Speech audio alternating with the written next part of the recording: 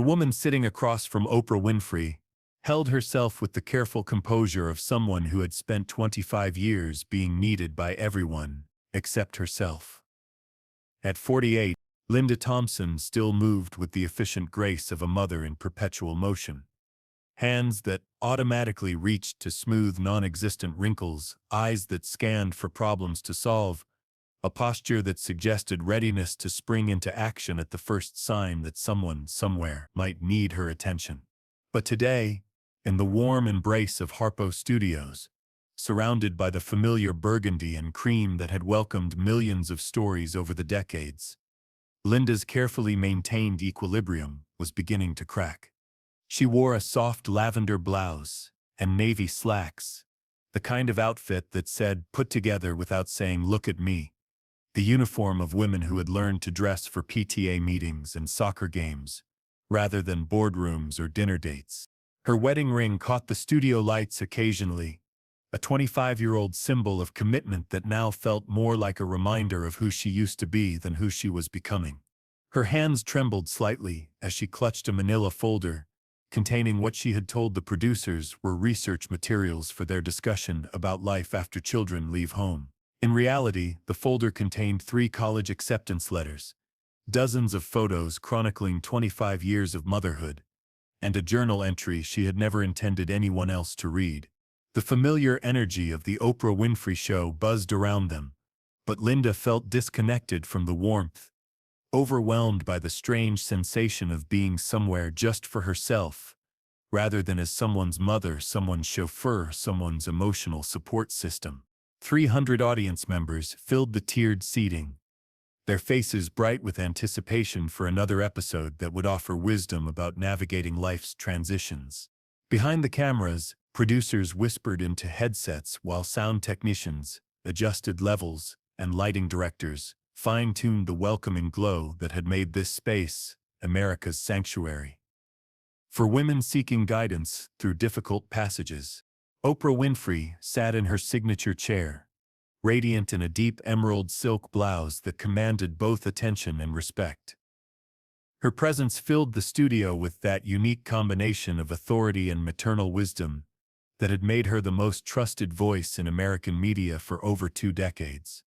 Today's show was dedicated to life's second acts, a special episode highlighting women who had successfully navigated major life transitions, who had found new purpose and identity after the roles that had defined them for decades had evolved or ended. But Linda Thompson carried a secret that went deeper than successful transition stories. She had gotten on the show under what felt like false pretenses. When the producers called for stories about women thriving after their children left home, Linda had submitted a letter claiming she had found new purpose in community volunteering and was eager to share strategies for other mothers facing empty nest syndrome. It wasn't entirely untrue. She had tried volunteering at the local library, had attempted to resurrect old friendships, had even signed up for a pottery class. But the truth was that 6 months after her youngest child, 18-year-old Jake, had left for college, Linda felt more lost and purposeless than she had ever imagined possible. Linda had been 19 when she married David Thompson, fresh out of community college with vague plans for a career in social work that had been immediately shelved when she became pregnant with their first child, Michael. At 20, she had embraced motherhood with the intensity that would define the next quarter century of her life. Michael was followed by Sarah 2 years later, and then Jake 4 years after that. By 25, Linda had 3 children under the age of 6, and had discovered that being a mother wasn't just what she did, it was who she was. The early years had been exhausting but fulfilling in ways she hadn't anticipated.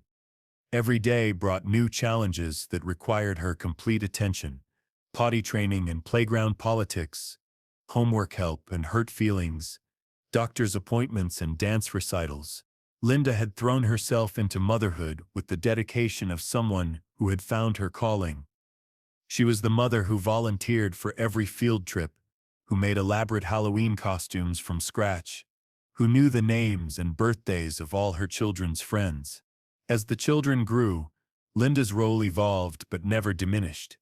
She became the family's activities coordinator, scheduling manager, emotional support system, and problem solver. She drove thousands of miles to soccer practices and piano lessons. She stayed up late helping with school projects and woke up early to make special birthday breakfasts. She mediated sibling conflicts, celebrated achievements, and provided comfort during disappointments. Her days were structured entirely around her children's needs, her identity completely intertwined with their lives and schedules. David had built a successful career in insurance while Linda managed the home front. It wasn't a dynamic they had explicitly discussed. It had evolved naturally, with Linda's flexibility and David's earning potential creating a division of labor that seemed to work for everyone. Linda told herself she was choosing family over career, that raising children was the most important work she could do, that she would have time for her own ambitions later. But later had arrived with shocking suddenness. Michael had graduated from high school and left for college 3 years ago, followed by Sarah the next year. Each departure had been difficult, but Linda had consoled herself with the knowledge that she still had Jake at home, still had someone who needed her daily attention and care. She had told herself she would use the time while Jake finished high school to figure out what came next, to rediscover interests and passions that had been dormant for 2 decades. Instead, she had found herself in a kind of limbo, going through the motions of her established routines while feeling increasingly hollow and disconnected. Without the constant demands of multiple children, the house felt eerily quiet. Meals became simple affairs for 2 instead of elaborate productions for 5. Linda found herself with hours of unstructured time that she didn't know how to fill productively. The final blow had come in August when Jake left for college. Linda had prepared for months, buying him everything he might need, helping him plan his course schedule, discussing strategies for making friends and managing his time. She had driven him to campus with David, helped him move into his dorm room, and said goodbye with the kind of brave smile that mothers perfect over years of practice. But driving away from the university, Linda had felt something break inside her chest. Not just sadness at his departure, but panic at the realization that for the first time in 25 years, no one needed her on a daily basis. The role that had defined her identity, structured her days, and provided her sense of purpose had essentially ended, and she had no idea who she was without it. The months that followed had been the most disorienting of Linda's adult life.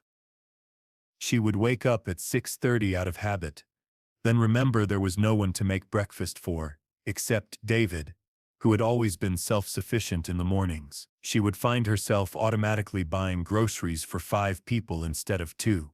She would reach for her phone to check on the children's schedules, then remember they were hundreds of miles away managing their own lives without her input or assistance. The silence in the house became oppressive. Without the constant background noise of television shows, video games, phone conversations, and sibling arguments, Linda became uncomfortably aware of how little she and David talked to each other when they weren't discussing the children's schedules, needs, or achievements. She realized they had spent so many years functioning as a parenting team that they had forgotten how to function as a couple. David seemed to be adjusting to the empty nest much more easily than Linda. He had his work, his golf buddies, his established routines that had remained largely unchanged throughout the child-rearing years. He encouraged Linda to find herself, to pursue her interests, to enjoy the freedom, but these suggestions felt hollow when Linda couldn't remember what her interests had been before motherhood consumed her identity. That's what had brought her to Oprah's show today. Not because she had successfully navigated this transition, but because she was drowning in it and didn't know how to ask for help. The letter she had written to the producers had been an act of desperation disguised as expertise, a hope that somehow, in the process of pretending to have answers, she might actually find some. The show's opening segments had featured genuinely inspiring stories. A former stay-at-home mother who had started a successful catering business after her children left home. A woman who had returned to school for her master's degree at 55, and a mother who had traveled solo to Europe for the first time in her life, after her youngest graduated college. Each story was uplifting, each guest embodying the kind of successful reinvention that made for compelling television. But when Oprah introduced Linda, something in her expression suggested she sensed this conversation might be different. "Ladies and gentlemen," Oprah announced, "I want you to meet Linda Thompson. Linda raised 3 children and has been volunteering in her community since they left for college. She's here to share her insights about finding purpose and identity after the nest empties." Linda stood carefully, her movement betraying none of the anxiety that was making her heart race. As she walked to the interview area, she felt the weight of 300 pairs of eyes on her and wondered if they could see through her carefully constructed facade to the lost, purposeless woman underneath. As they settled into their chairs, Oprah noticed the manila folder Linda clutched like a lifeline, the way her hands trembled slightly when she wasn't actively controlling them. "Linda," Oprah began warmly, "tell us about your transition from full-time motherhood to this new phase of life. What has that journey been like for you?" Linda had rehearsed this answer, prepared talking points about the challenges and rewards of rediscovering yourself after decades of child-focused living. But sitting across from Oprah Winfrey, under the warm studio lights that somehow made everything feel more real and more exposed, the carefully constructed narrative began to feel inadequate.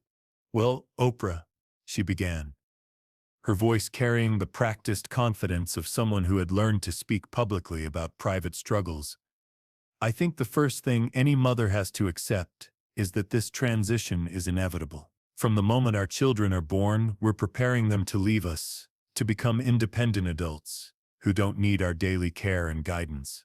She gestured slightly, her hands creating small, controlled movements that spoke of years spent explaining, comforting, and organizing. "The challenge is that while we're so focused on preparing them for independence, we sometimes forget to prepare ourselves for our own next chapter. After 25 years of being needed every day, the sudden quiet can be overwhelming." The audience murmured with recognition, many of them mothers who were either facing this transition themselves or could imagine how difficult it might be. "But Linda," Oprah pressed gently, "how have you personally navigated that overwhelming feeling? What has helped you find your footing in this new phase?" Linda's practiced composure flickered slightly, and Oprah caught the momentary vulnerability before her public speaking mask reasserted itself.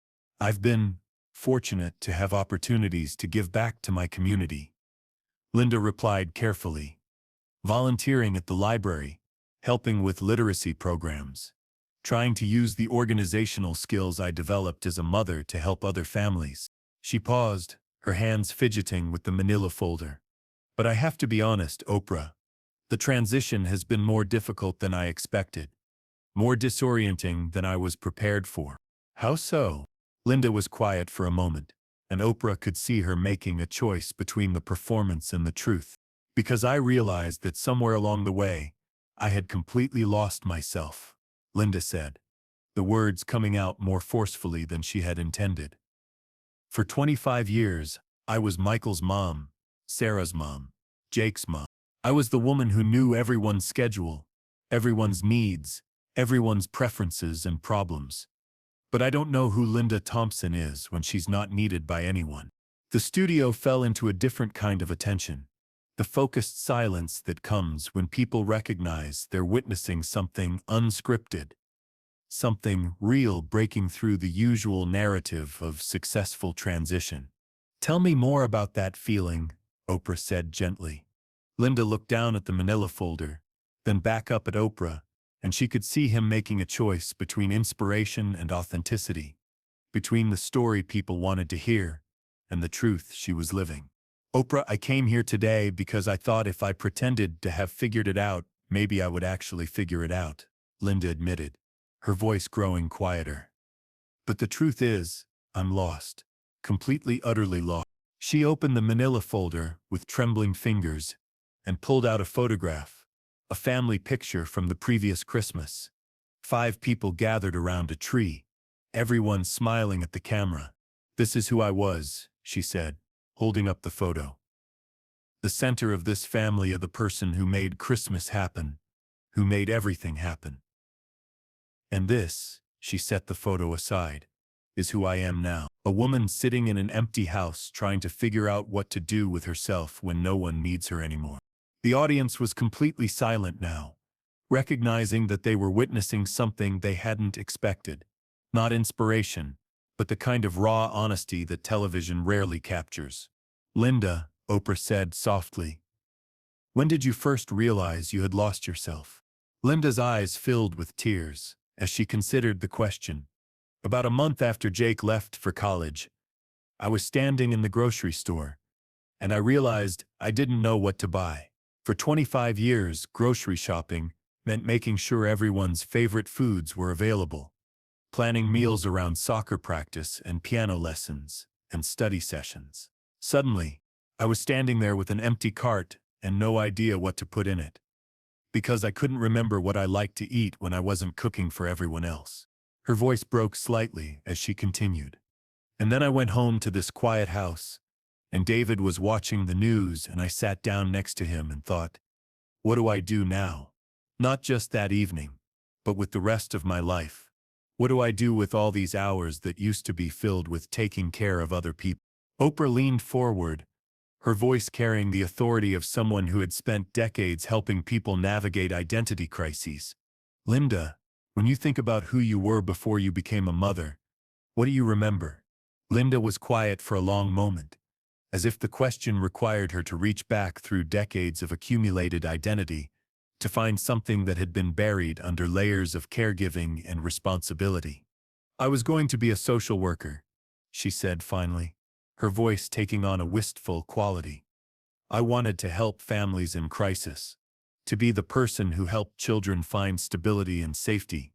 I was passionate about child welfare, about making sure every kid had someone who would fight for them." She paused, looking at her hands. "But then I became a mother myself, and I poured all that passion into raising my own children. I told myself that raising 3 good human beings was the most important social work I could do. And it was important, I know it was. My children are wonderful adults who are kind and responsible and capable." "But," Oprah prompted, "but somewhere in the process of raising them, I forgot that I had dreams and ambitions and interests that had nothing to do with being their mother. I forgot that I was a person with my own needs and desires and goals." Linda's voice grew stronger as she spoke, as if articulating these thoughts was helping her understand them for the first time. "And now they don't need me anymore, which is exactly what I was supposed to accomplish as a mother. But I feel like I sacrificed myself so completely for their success that there's nothing left of me to build on."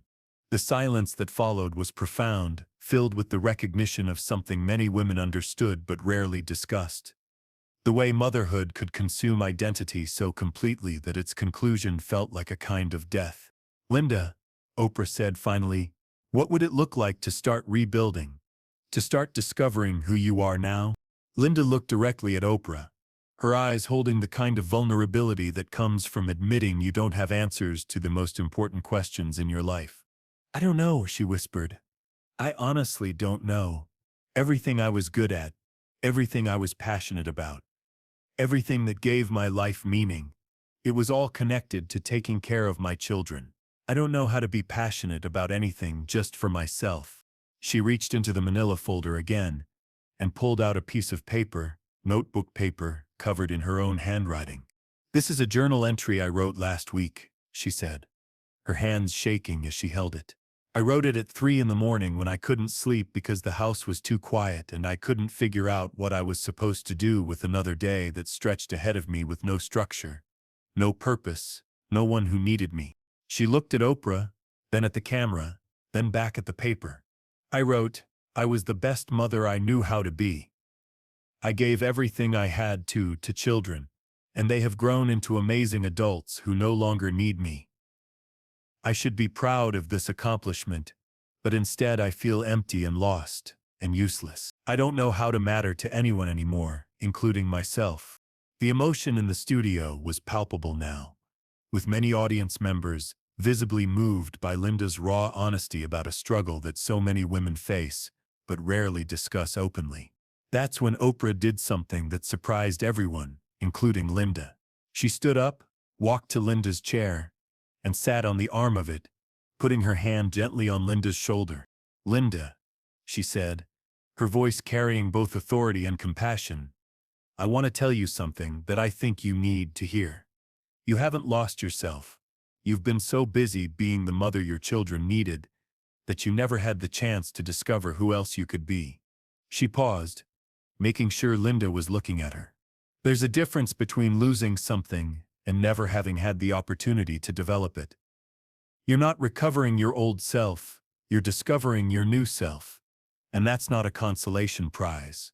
That's an opportunity." Linda looked at her with something approaching hope, mixed with skepticism. "But I don't know how to do that. I don't know how to matter to anyone when I'm not taking care of them."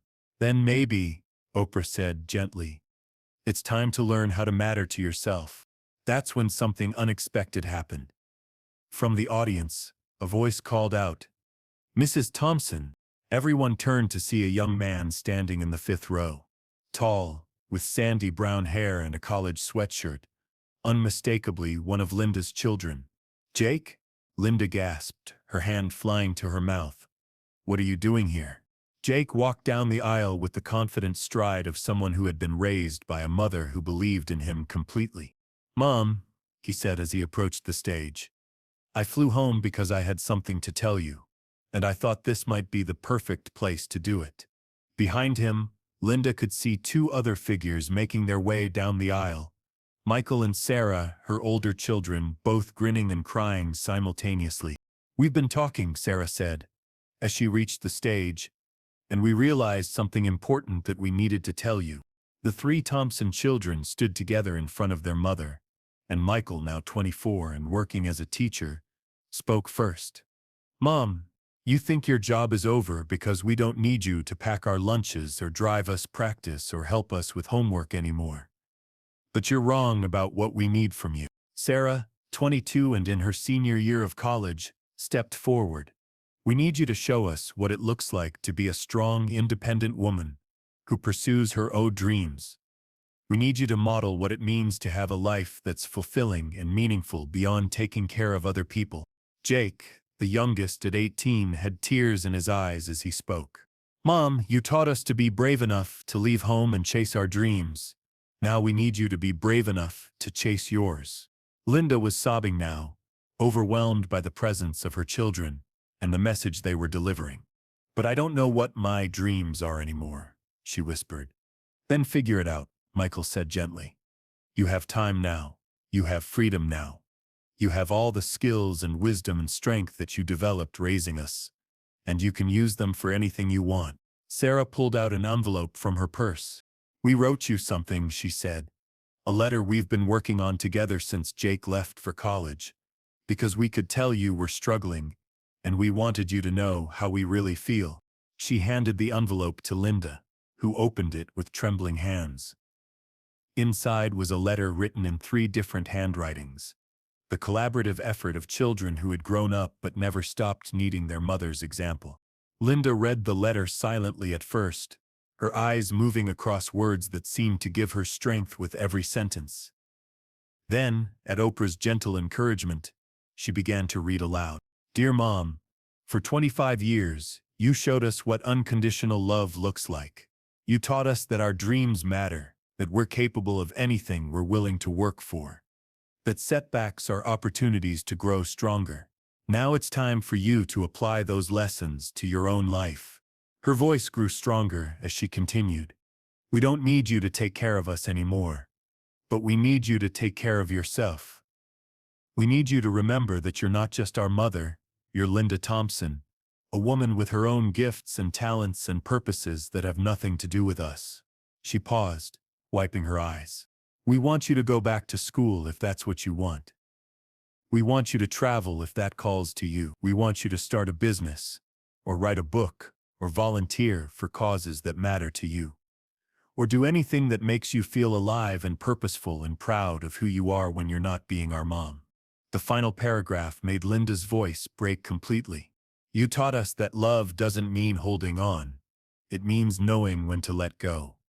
Now we're asking you to let go of the version of yourself that was only about us, and discover the version of yourself that gets to be about you. We love you, we're proud of you, and we can't wait to see what you do next." The studio erupted in applause, but it wasn't the polite television applause they'd been giving all afternoon.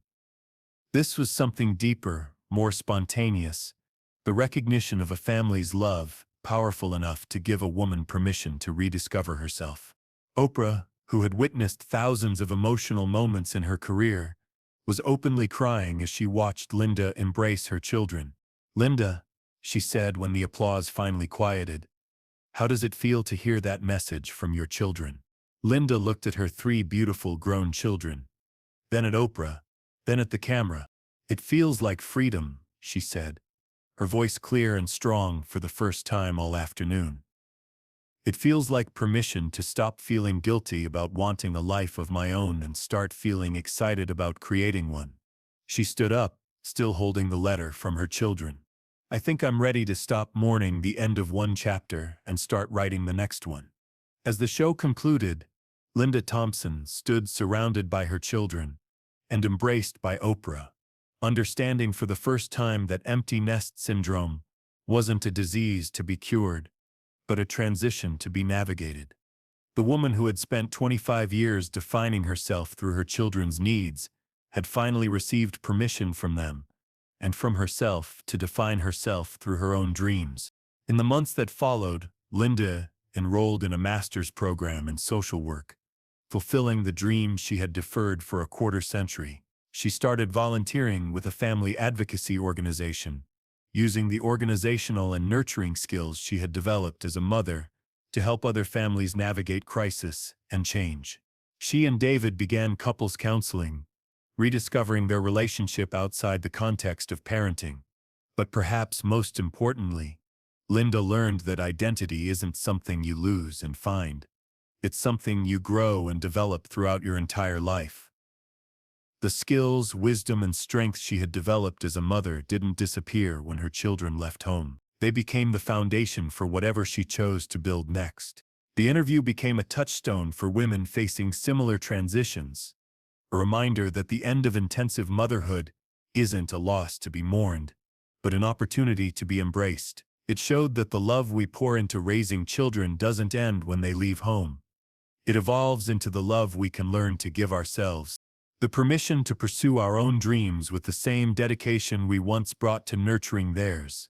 Because sometimes the greatest gift we can give our children isn't sacrificing ourselves for their success. It's showing them what it looks like to build a life that's meaningful and fulfilling at every stage, including the stages that come after they no longer need us to pack their lunches or help them with their homework. The mother's empty nest, Linda learned, wasn't really empty at all. It was full of possibilities she had never had time to explore, dreams she had never had space to pursue, and a version of herself she had never had permission to become.